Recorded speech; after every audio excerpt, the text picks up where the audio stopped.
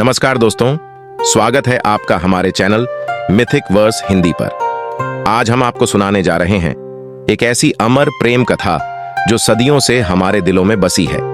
यह है सावित्री और सत्यवान की कथा, जिसमें सच्चे प्रेम, निष्ठा और धैर्य की अद्भुत मिसाल है। यह कथा हमें सिखाती है कि सच्चे प्रेम और दृढ़ निश्चय के सामने मृत्यु भी झुक जाती है। अगर आपको हमारे वीडियो पसंद आए तो कृपया लाइक, शेयर और सब्सक्राइब जरूर करें, और हाँ, हमारे नए वीडियो की नोटिफिकेशन पाने के लिए बेल आइकन भी दबा दें। चलिए शुरू करते हैं सावित्री और सत्यवान की अद्भुत कथा। प्राचीन समय में मद्र देश, वर्तमान सियालकोट में, शाकल वंशी अश्वपति नामक एक राजा थे। उनके कोई पुत्र नहीं था। तब ब्राह्मणों के निर्देश पर वे पुत्र की कामना से सभी कामनाओं को पूर्ण करने वाली सावित्री, गायत्री की आराधना करने लगे। कुछ समय के बाद उनकी आराधना से प्रसन्न होकर सावित्री देवी ने राजा को दर्शन दिया। सावित्री देवी ने कहा, राजन, तुम मेरे नित्य भक्त हो, अतः मैं तुम्हें कन्या प्रदान करूंगी। मेरी कृपा से तुम्हें सर्वांग सुंदरी कन्या प्राप्त होगी। यह कहकर वह देवी आकाश में बिजली की भांति अदृश्य हो गई। उस राजा की मालती नाम की पतिव्रता पत्नी थी। समय आने पर उसने सावित्री के समान रूप वाली एक कन्या को जन्म दिया। तब राजा ने ब्राह्मणों से कहा, तप के द्वारा आवाहन किए जाने पर माता सावित्री ने इसे मुझे दिया है तथा यह सावित्री के समान रूप वाली है, अतः इसका नाम सावित्री होगा। तब उन ब्राह्मणों ने उस कन्या का नाम सावित्री रख दिया। समय बीतने पर जब सावित्री युवती हुई, तब सावित्री को वर खोजने के लिए कहा गया, तो उसने द्युमत्सेन के पुत्र सत्यवान को पति रूप में वरण कर लिया। इधर यह बात जब नारद जी को मालूम हुई, तो वे राजा अश्वपति के पास आकर बोले कि आपकी कन्या ने वर खोजने में बद्धी भारी भूल की है। सत्यवान गुणवान तथा धर्मात्मा अवश्य है, परंतु वह अल्पायु है। 1 वर्ष बाद ही उसकी मृत्यु हो जाएगी। नारद जी की बात सुनकर राजा उदास हो गए। उन्होंने अपनी पुत्री को समझाया, पुत्री, ऐसे अल्पायु व्यक्ति से विवाह करना उचित नहीं है, इसलिए तुम कोई और वर चुन लो। इस पर सावित्री बोली, तात, आर्य कन्याएं अपने पति का वरण एक ही बार करती हैं, अतः अब चाहे जो हो, मैं सत्यवान को ही वर रूप में स्वीकार करूंगी। सावित्री के दृढ़ रहने पर आखिर राजा अश्वपति विवाह का सारा सामान और कन्या को लेकर वृद्ध सचिव सहित उस वन में गए जहां अपना राज्य और नेत्र ज्योति खो चुके। राजा द्युमत्सेन अपनी रानी और राजकुमार सहित एक वृक्ष के नीचे कुटिया बनाकर रहते थे। उसी वन में विधि विधान पूर्वक सावित्री और सत्यवान का विवाह कर दिया गया। वन में रहते हुए अत्यंत कष्ट पाकर भी सावित्री सास ससुर और पति की सेवा में लगी रही। नारद जी के कथनानुसार पति के मरण काल का समय पास आया तो धर्मपरायणा सावित्री ने ससुर से आज्ञा लेकर त्रिरात्र व्रत का अनुष्ठान किया। चौथा दिन आने पर जब सत्यवान ने लग्धि, फूल और फल लाने के लिए जंगल की ओर प्रस्थान किया, तब सावित्री भी सास ससुर से आज्ञा लेकर दुखी मन से पति के साथ उस भयंकर जंगल में गई। नारद जी के वचनों का ध्यान करके मन में भीषण कष्ट रहने पर भी उसने अपने इस भय को पति के सामने उजागर नहीं होने दिया। पति का मन बहलाने के लिए वह झूठ मूठ उस वन के वृक्षों और पशु पक्षियों के बारे में पूछताछ करती रही। शूरवीर सत्यवान उस भयंकर वन में विशाल वृक्षों, पक्षियों एवं पशुओं के दल को दिखला दिखलाकर थकी हुई एवं कमल के समान विशाल नेत्रों वाली राजकुमारी सावित्री को आश्वासन देता रहा। इस प्रकार से कुछ समय बीतने पर सत्यवान ने कहा, सावित्री, मैं फलों को एकत्र कर चुका और तुम फूलों को एकत्र कर चुकी, लेकिन अभी ईंधन के लिए लग्धि का कोई प्रबंध नहीं हुआ, अतः तुम इस वट वृक्ष की छाया में बैठकर क्षण भर प्रतीक्षा करते हुए विश्राम करो। सावित्री बोली, कांत, जैसा आप कहेंगे मैं वैसा ही करूंगी, लेकिन आप मेरे आंखों के सामने से दूर न जाएं, क्योंकि मैं इस घने जंगल में डर रही हूं। सावित्री के ऐसा कहने पर सत्यवान उसके सामने ही कुछ दूरी पर लकड़ी काटने लगे। सावित्री को पहला वरदान। लकड़ी काटते हुए सत्यवान के सिर में पीड़ा उत्पन्न हुई। तब वे पीड़ा से व्याकुल होकर पत्नी के पास आकर बोले, सावित्री, इस परिश्रम से मेरे सिर में बहुत पीड़ा हो रही है। ऐसा प्रतीत हो रहा है कि मैं अंधकार में प्रविष्ट हो रहा हूं। इस समय मैं तुम्हारी गोद में सिर रखकर सोना चाहता हूं। सावित्री से ऐसा कहकर सत्यवान उसकी गोद में सिर रखकर सो गए। जब सत्यवान सो गए तब राजपुत्री सावित्री ने उस स्थान पर स्वयं धर्मराज को आए देखा, जो नीले कमल के समान श्याम वर्ण से सुशोभित और पीतांबर धारण किए हुए थे। उनके पीछे मृत्यु सहित काल भी था। धर्मराज ने उस स्थान पर पहुंचकर उस समय सत्यवान के शरीर से अंगूठे के परिमाण वाले पुरुष को पाश में बांधकर अपने अधीन किया और उसे खींचकर शीघ्रतापूर्वक दक्षिण दिशा की ओर प्रस्थान किया। पति को प्राण रहित देखकर सावित्री जाते हुए धर्मराज के पीछे पीछे चली और कांपते हुए हृदय से अपने दोनों हाथ जोड़कर बोली, माता की भक्ति से इस लोक, पिता की भक्ति से मध्यम लोक और गुरु की भक्ति से ब्रह्मलोक की प्राप्ति होती है। जो इन तीनों का आदर करता है उसने मानो सभी धर्मों का पालन कर लिया, तथा जिसने इन तीनों का आदर नहीं किया उसके किए हुए समस्त पुण्य कार्य निष्फल हो जाते हैं।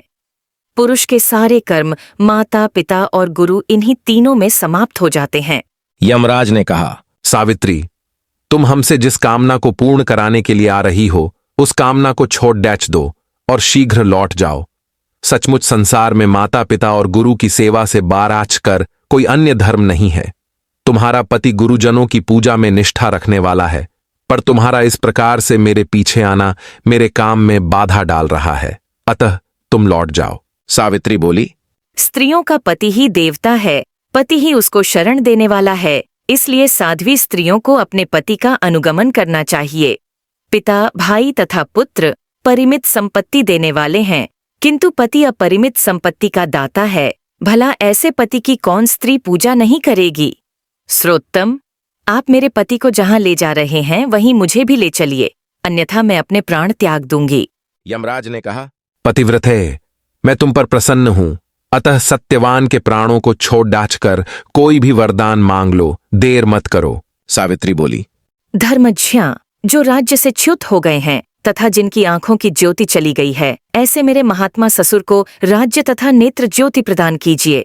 यमराज ने कहा, भद्रे, तुम्हारी यह सब अभिलाषा पूर्ण होगी।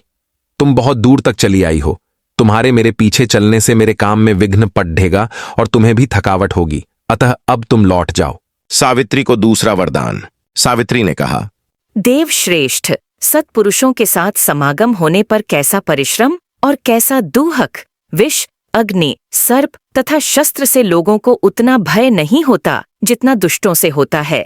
जिस प्रकार सत्पुरुष अपने प्राणों का विसर्जन करके भी परोपकार करते हैं, उसी प्रकार दुर्जन भी अपने प्राणों का परित्याग कर दूसरे को कष्ट देने में तत्पर रहते हैं। ये जगत सत्पुरुषों द्वारा धारण किया जाता है तथा आप उन सत्पुरुषों के अग्रणी हैं, इसलिए देव, आपके पीछे चलते हुए मुझे कुछ भी क्लेश नहीं है। यमराज बोले, विशालाक्ष, तुम्हारे इन धर्मयुक्त वचनों से मैं प्रसन्न हूं, अतः सत्यवान के प्राणों के अतिरिक्त दूसरा वर मांग लो, देर न करो। सावित्री ने कहा, प्रभु, मैं 100 सहोदर भाइयों की अभिलाषिणी हूँ। मेरे पिता पुत्रहीन हैं, अतः वे पुत्र लाभ से प्रसन्न हों। यह सुनकर यमराज ने सावित्री से कहा, सावित्री, तुम जैसे आई हो वैसे ही लौट जाओ तथा अपने पति की अंतिम क्रिया की व्यवस्था करो। अब यह दूसरे लोक में चला गया है, अतः तुम इसके पीछे नहीं चल सकती। चूंकि तुम पतिव्रता हो, इसलिए 2 घड़डीही तक और मेरे साथ चल सकती हो। भद्रे, सत्यवान ने गुरुजनों की सेवा करके महान पुण्य अर्जित किया है, अतः मैं स्वयं इसे ले जा रहा हूं। सुंदरी, विद्वान पुरुष को माता, पिता और गुरु की सेवा में सदैव तत्पर रहना चाहिए और उनका कभी भी अपमान नहीं करना चाहिए। मनुष्य के जन्म के समय माता और पिता जो कष्ट सहन करते हैं, उसका बदला सैकड़ों वर्षों में भी नहीं चुकाया जा सकता।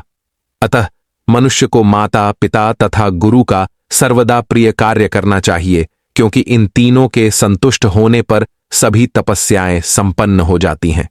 भद्रे, तुम्हारे द्वारा कही हुई सभी बातें पूर्ण होंगी। तुम्हारा काम पूरा हो गया, अब तुम लौट जाओ। तुम्हारा इस प्रकार से मेरे पीछे आने से मेरे कार्य में विघ्न पड़ता है और तुम्हें भी कष्ट हो रहा है, इसीलिए मैं तुमसे ऐसा कह रहा हूं। सावित्री को तीसरा वरदान। सावित्री ने कहा, देवश्रेष्ठ, धर्मोपार्जन के कार्य में कैसी ग्लानि और कैसा कष्ट। देव, ज्ञानी व्यक्ति को सर्वदा धर्मोपार्जन करना चाहिए, क्योंकि उसका लाभ सभी लाभों से विशेष महत्वपूर्ण है। प्राणी जहाँ कहीं भी जाए पीछे अकेले धर्म ही जाता है, मित्र एवं भाई बंधु कोई साथ नहीं देता। इस संसार में और स्वर्ग में मनुष्य जितने भी प्रकार के उत्तम वस्तुओं और भोगों को प्राप्त करता है वह उनके पुण्य कर्मों का ही फल होता है। उसकी प्राप्ति के उपाय हैं यज्ञ, तप, दान, इंद्रिय निग्रह, क्षमाशीलता, ब्रह्मचर्य, सत्य, तीर्थों की यात्रा, स्वाध्याय, सेवा, सत्संग, देवार्चन, गुरुजनों की सेवा तथा ब्राह्मणों की पूजा। इसीलिए विद्वान पुरुष को सदा धर्माचरण करना चाहिए, क्योंकि मृत्यु इसकी प्रतीक्षा नहीं करती कि इसने अपना कार्य पूरा किया अथवा नहीं। प्राणी इस संसार में मृत्यु से सदैव भयभीत रहते हैं, पर पुण्यवान सत्पुरुष सर्वदा निर्भय होकर जीते हैं।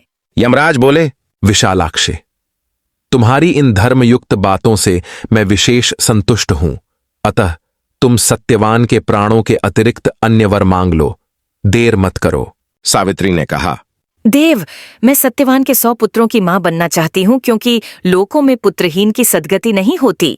यमराज बोले, भद्रे, अब तुम शेष अभीष्ट कामना को छोड़कर लौट जाओ, तुम्हारी यह याचना भी सफल होगी। सावित्री ने कहा, धर्म अधर्म के विधान को भली भांति जानने वाले देव, आप ही जगत के स्वामी हैं। चूंकि आप कर्मों के अनुरूप प्रजाओं का नियमन करते हैं, इसलिए यम नाम से पुकारे जाते हैं। प्रभो, चूंकि आप धर्मपूर्वक सारी प्रजा को आनंदित करते हैं, इसलिए लोग आपको धर्मराज नाम से पुकारते हैं। लोग मरने पर अपने सत असत दोनों प्रकार के कर्मों को आगे रखकर आपके समीप जाते हैं, इसलिए आप मृत्यु कहलाते हैं। आप सभी प्राणियों के क्षण, कला आदि से समय की गणना करते रहते हैं, इसलिए तत्वदर्शी लोग आपको काल नाम से पुकारते हैं। देवताओं में श्रेष्ठ, अपनी शरण में आई हुई मुँह दुखिया की रक्षा कीजिए। इस राजपुत्र के माता पिता भी दुखी हैं। यमराज बोले, धर्मजय, तुम्हारी स्तुति तथा भक्ति से संतुष्ट होकर मैंने तुम्हारे पति सत्यवान को मुक्त कर दिया है। अब तुम सफल मनोरथ होकर लौट जाओ। यह सत्यवान तुम्हारे साथ 500 वर्षों तक राज्य सुख भोग कर अंतकाल में स्वर्गलोक जाएगा। सत्यवान तुम्हारे गर्भ से 100 पुत्रों को भी उत्पन्न करेगा। वे सब के सब देवताओं के समान तेजस्वी और क्षत्रिय राजा होंगे। इतना कहकर यमराज सत्यवान को छोड़कर काल तथा मृत्यु के साथ वहीं अदृश्य हो गए। द्युमत्सेन को राज्य की प्राप्ति। इसके बाद पतिव्रता सावित्री वहां से जिस मार्ग से गई थी, उसी मार्ग से लौटकर उस स्थान पर आई जहां सत्यवान का मृत शरीर पड्डा हुआ था। तब सावित्री पति के नजदीक जाकर उसके सिर को अपनी गोद में रखकर पहले की तरह बैठ गई। उस समय सूर्य अस्ताचल को जा रहे थे।